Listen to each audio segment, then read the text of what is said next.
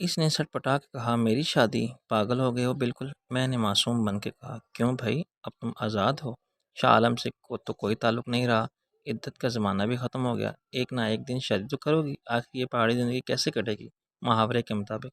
چلو نکلو یہاں سے، پہلے اپنی زندگی کے بارے میں سوچو، پھر رہے ہو دنیا میں لاوارث اونٹ کی طرح ادھر ادھر جھانکتے منہ مارتے۔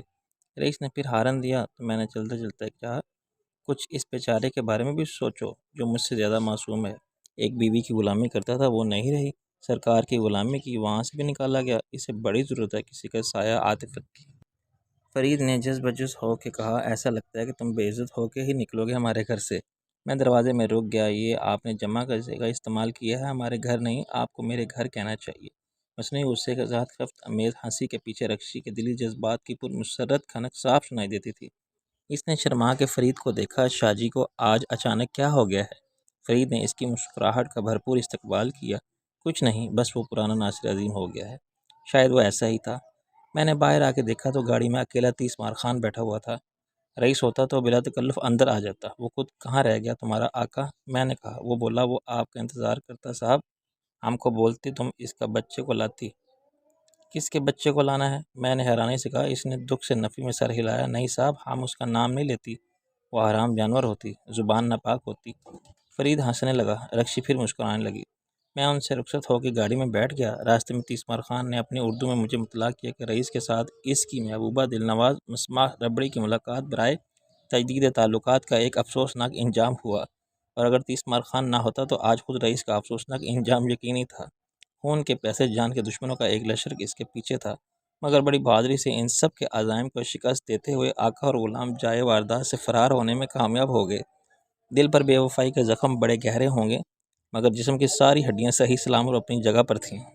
اب رئیس خان کو میرے جیسے دوست اور غم خوار کی اشد ضرورت تھی، ورنہ معلوم نہیں وہ کیا کر بیٹھے۔ تیسمار خان فکر و غم اور مایوسی کے سمندر میں ڈوبا ہوا تھا۔ اس کا خیال تھا کہ ایسے صدمہ جان کا کے بعد رئیس کا ذہنی توازن بگڑ جائے گا۔ میں نے تسلی دی، وہ پہلے ہی بگڑا ہوا تھا، اس کے کردار سے زیادہ۔ تیسمار خان نے نفی میں سر ہلایا، آپ نہیں سمجھتے صاحب، وہ پاگل نہیں ہوتی تو الخبائث میں غرق ہوتی۔ میں اس کی زبان سے یہ لفظ سن کے حیران رہ گیا۔ شراب کا اتنا مشکل نام تمہیں کس نے سکھا دیا؟ مولوی صاحب بولتی ہے، ناپاک چیز کا نام نہیں لیتی۔ میں نے کہا، محبت میں ناکامی پر شراب کا سہارا لینے والا فارمولہ فلمی ہے، زندگی میں ایسا نہیں ہوتا، خصوصاً رئیس کی زندگی میں۔ تیسمار خان قائل نہیں ہوا، صاحب وہ مینار پاکستان پر چڑھ جاتی اور کود جاتی، پل سے راوی میں چھلانگ مارتی۔ میں نے کہا، یا رب، یہ سب نہیں ہوگا، تم دیکھ لینا، 2-4 دن میں پھر اسے کوئی مل جائے گی، بالو شاہی یا کلاکن، ہم سے ایسا ہی بولتی ہے صاحب کہ ایک دم مر جائے گی، بالکل فوت ہو جائے گی۔ میں نے کہا، تم کب سے ہو اس کے ساتھ؟ 1 سال سے۔ میں 10 سال سے دیکھ رہا ہوں یہ سب، اس کی رگ رگ سے واقف ہوں، ہر سال ایسا ہی ہوتا ہے اور آئندہ بھی ہوتا رہے گا، پریشانی کی کوئی بات نہیں۔ تیسمار خان کی تشفی نہیں ہوئی، اور اس وفادار جانثار کو یہ تشویش لاحق رہی کہ میں نے کچھ نہ کیا تو اس کا مالک یقیناً صدمہ عشق کی تاب نہ لا کے اس جہاں سے ناکام و نامزد رخصت ہو جائے گا۔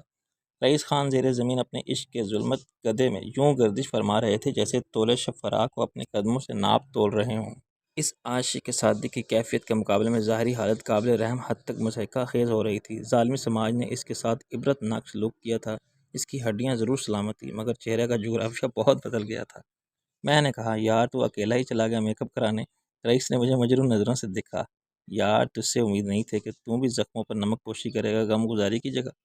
میں نے کہا، نمک پاشی اور غم گساری کسے کہتے ہیں سالے؟ وہ جھلا کے بولا، اب اپنی جان پر بنی ہے تو تجھے اردو کی زیادہ فکر ہے، قسم اللہ کی بس تیرا انتظار تھا۔ میں نے کہا، چل میں آ گیا ہوں، اب بتا دے تیری وفات حضرت آیات کے بعد مجھے کیا کرنا ہے؟ وصیت کرنی ہے کوئی خودکشی سے پہلے؟ وہ دھم سے صوفے پر گر گیا، ابے یہی سمجھ نہیں آ رہا، پہلے سوچا ٹاس کر لوں، پھر خیال آیا تیرا کہ اپنا یار اتنا قابل اور عقل مند ہے، تو بتا مجھے کیا کرنا چاہیے یار؟ میں نے کہا، تجھے ابھی سو جانا چاہیے آرام سے، یہ مذاق کی بات نہیں ہے یار، مجھے بتا میں کس کا خاتمہ کروں، اپنی زندگی کا یا اس بدروہوں کا کنبے کا جنہوں نے یہ حال کیا میرا؟ وہ سخت غصے میں تھا۔ جو آسان ہو وہ کام کر، میں نے بیٹھنے کے بعد کہا، اپنے لیے کچھ مشکل نہیں یار، یہ دیکھ بالکل نئی رسی پڑی ہے یہاں، پھانسی لٹک جاؤں گا میں تیرے سامنے، اور یہ میں نے کھٹمل مار تیل میں چوہے مار گولیاں حل کر کے رکھی ہیں اس گلاس میں۔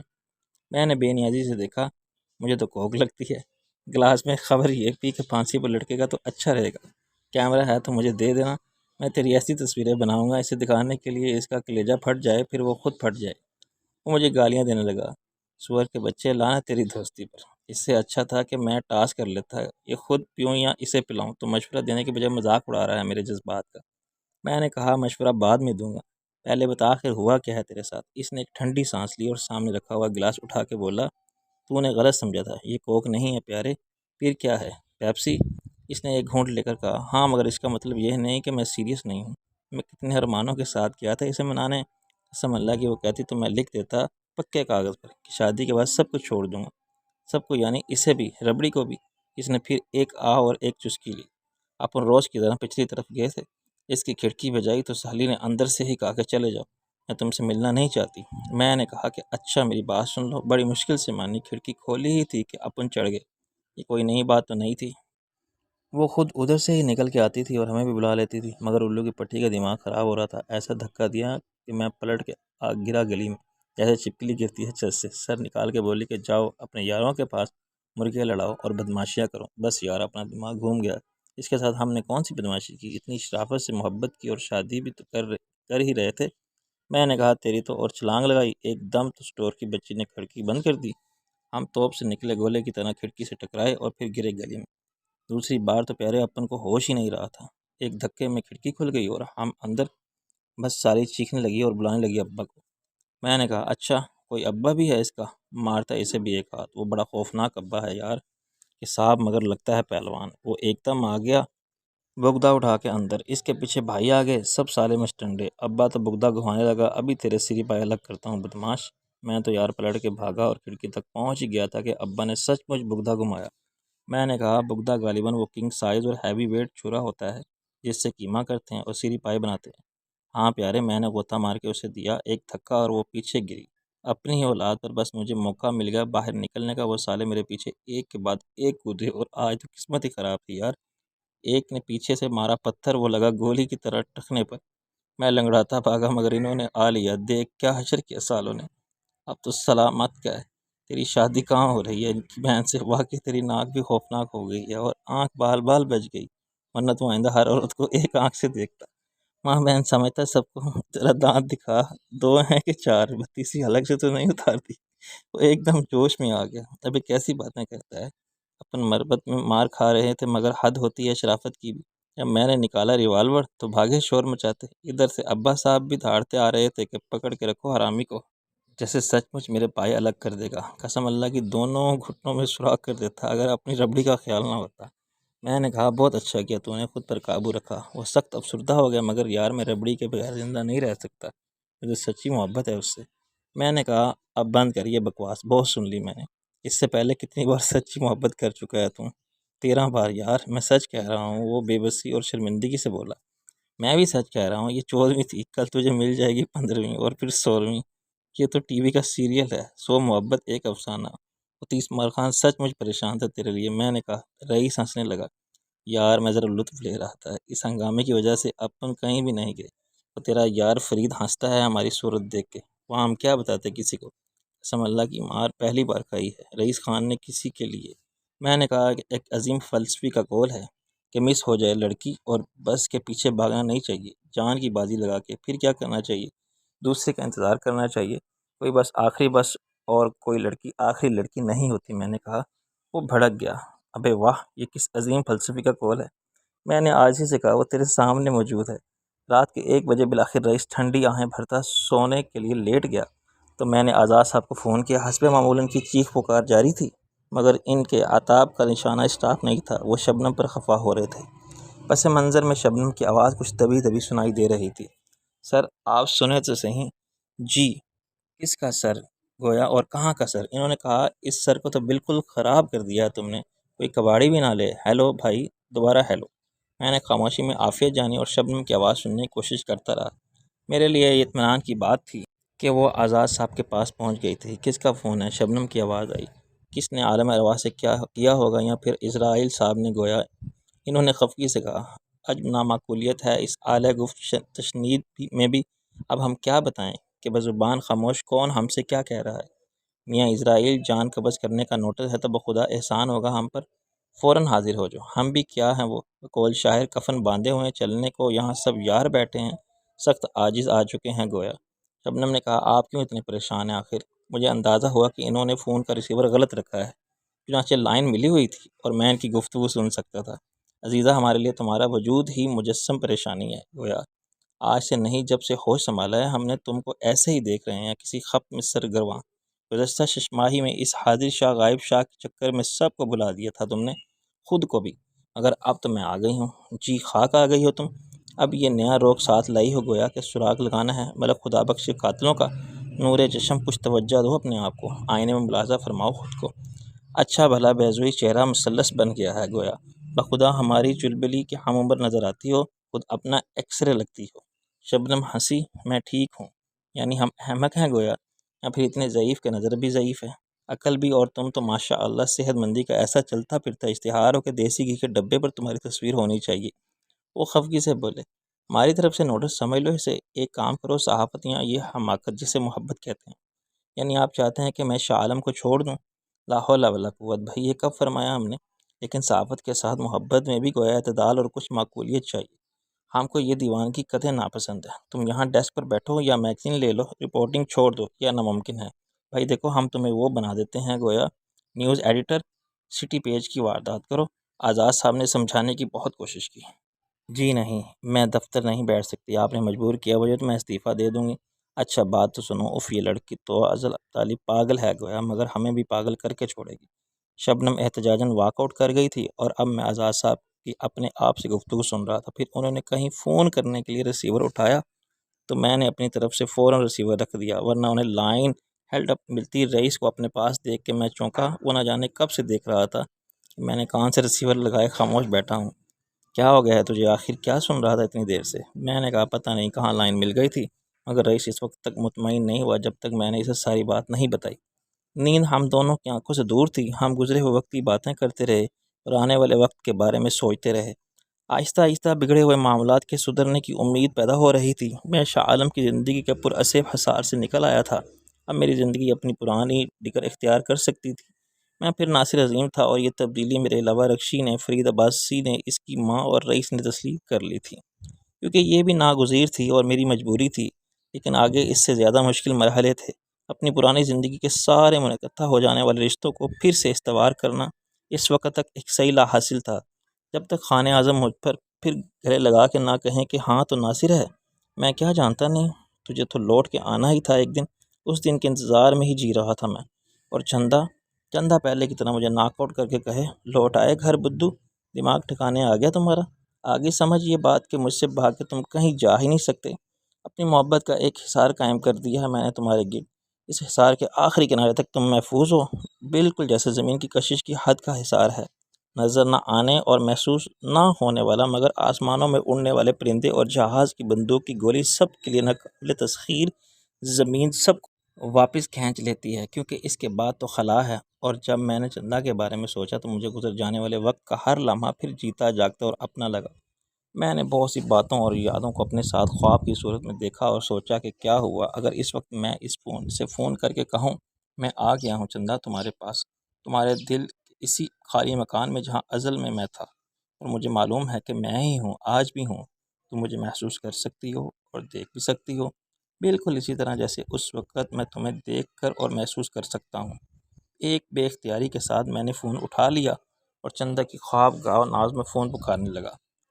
اٹھو کہ برف پگھلنے کی صبح آ پہنچی، خبر بہار کی لایا ہے کوئی گل پارا۔ میں نے تاریکی میں اسے دیکھا، اس کے تکیے پر پھیلے ہوئے بالوں کے سیاہ ریشمی ڈھیر کو دیکھا، اس کی خوابدہ آنکھوں کے دریچوں کو آہستہ سے ہوتے ہوئے دیکھا، اور اسے قسم کا ٹیلی فون سے ہلانے والی آواز کی جانب متوجہ ہوتے اور کروٹ لے کر ریسیور کی طرف ہاتھ بڑھاتے دیکھا۔ سانس روکے میں اس کی آواز کے ترنم کا انتظار کرتا رہا۔ یہ انتظار لمحوں سے صدیوں پہ محیط ہو گیا۔ فون مسلسل آواز دیتا رہا، چندہ چندہ چندہ چندہ، مگر وہ شاید گہری نیند میں تھی۔ مگر اتنی گہری نیند وہ کب سوتی تھی؟ وہ تو ایک آہٹ پر بیدار ہو جاتی تھی۔ میں کہتا تھا کہ تم تو سوتے میں بھی جاگتی رہتی ہو، اور اس کا جواب ہوتا تھا کہ ہاں، تمہاری طرح جاگتے میں سونے سے تو بہتر ہے۔ پھر کیا بات ہے، رات کو بھی کبھی خان اعظم نے اسے کسی کی ضرورت سے نہیں جگایا، مگر خود چندہ کو ان کا بہت خیال رہتا تھا۔ خدا نخواستہ رات کو اچانک ان کی طبیعت خراب ہوگی تو وہ مجھے ہی آوازیں دیں گے، میں پڑی سوتی رہوں گی تو انہیں کتنی پریشانی ہوگی۔ خان اعظم 70 سال کے ہو چکے تھے اور ابھی بالکل فٹ تھے، مگر ان کی خدمت کے لیے صرف چندہ تھی، گھر میں کوئی نوکر نہیں تھا۔ میں نے ریسیور رکھ دیا۔ مجھے کچھ حیرانی ہوئی تھی اور جذبات کے رومانی الغار پر مایوسی کی اوس پڑ گئی تھی۔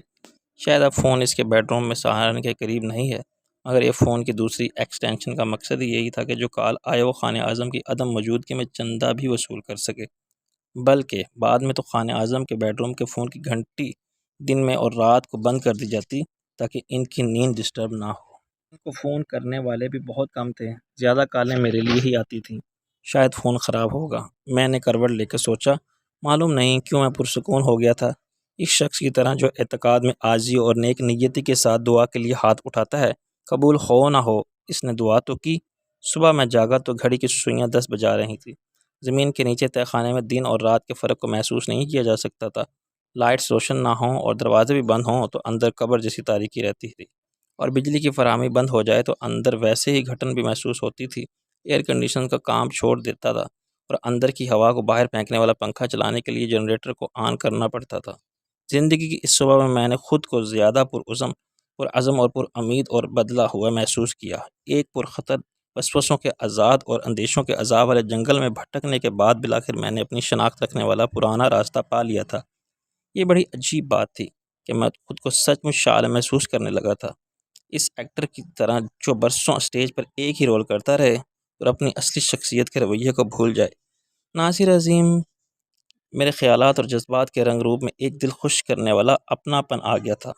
آپ کس گھر میں رہتے ہو، پھر وہاں کرایہ دار آ جائے اور وہ اپنی اس مرضی کا بالکل مختلف رنگ کرا کے رہے، تو وہاں لوٹ کر آنے کے بعد جب آپ پر پھر اپنی پسند کا پرانا رنگ کراتے ہیں تو سب کتنا اچھا لگنے لگتا ہے۔ مکان اچانک آپ کا اپنا گھر بن جاتا ہے۔ رئیس کا سارا عشق تو اس کی ربڑی بنانے والوں نے نکال ہی دیا تھا۔ بدماشی میں نام پیدا کرنے والے بدماشوں کے چودھری اور بدماشی کی طاقت سے ہزاروں کے جلسے جلوس دھرم برم کرنے والے، سٹے اور جوئے کے اڈے چلانے والے اور ہر وقت بدماشی پر آمادہ رئیس خان نے دراصل مروت اور محبت میں مار کھائی تھی، ورنہ صبح ہونے سے پہلے وہ ربڑی کے سارے خاندان کی ربڑی بنا دیتا۔ میں نے اسے جگایا تو وہ ہائے ہائے کرنے لگا۔ اب اس کا موڈ بدل گیا تھا۔ رات کو جان دینے کی باتیں کرنے والا رئیس اب جوابی کارروائی پر آمادہ نظر آتا تھا۔ میں نے بڑی مشکل سے اسے قائل کیا کہ طاقت اور زبردستی سے کسی کا دل نہیں جیتا جا سکتا۔ تو ربڑی کو اٹھا کے لا سکتا ہے، لیکن اسے محبت ہوگی تو وہ پچھتائے گی اور ندامت کے آنسو بہاتی خود تجھ سے معافی مانگنے آئے گی۔ اس نے گالی دے کر کہا، اس کی تو اب یہ محبت نہیں عزت کا مسئلہ ہے اپنے لیے پیارے۔ یعنی تو اس کے گھر میں بدماشوں کی طرح گھس کے اسے اغوا کر لائے گا؟ وہ تیری عزت کرنے لگے گی۔ ابے اٹھانا ہے تو جا ریما کو اٹھا لا۔ سر کھجانے لگا، یار اتنی بے عزتی ہوئی ہے اس کی وجہ سے میری، اور اس کی بڑی عزت بڑی ہوگی محلے میں۔ حرامی پن تو نے کیا زبردستی اندر گھس کے۔ ابے محبوبہ اور مکروز میں کوئی فرق ہوتا ہے یار، یا نہیں؟ پیار کا رویہ رکھتا تو ربڑی کا باپ بھی ڈرتا، مگر تو نے اس کے ساتھ سلوک کیا وہ جو سود خور افغان کرتا ہے، قرض ادا نہ کرنے والے کے ساتھ۔ وہ کچھ شرمندہ ہوا۔ ہاں یار، آخر کب تک اینٹی رہتی سالی، لیکن کل تو دن ہی منوس تھا۔ میں نے چندہ کو فون کیا تھا یار۔ اس اچانک انکشاف سے رئیس اچھل پڑا۔ اچھا کب؟ تو سو گیا تھا۔ اس کے بعد مگر کوئی فائدہ ہی نہیں ہوا۔ ابے ہم سے مت چھپا، کیا کہا اس نے؟ گالیاں دیں؟ میں نے کہا اس نے فون ہی نہیں اٹھایا، گھنٹی بجتی رہی 2 منٹ تک۔ وہ خوش ہوا، یعنی تیرے ساتھ بھی بری ہوئی۔ میں نے فون اٹھا لیا۔ اب پھر دیکھتا ہوں، تو جا اس 30 مار خان سے کہا کہ ناشتہ دے گا یا نہیں، آج کام بہت سے نپٹانے ہیں۔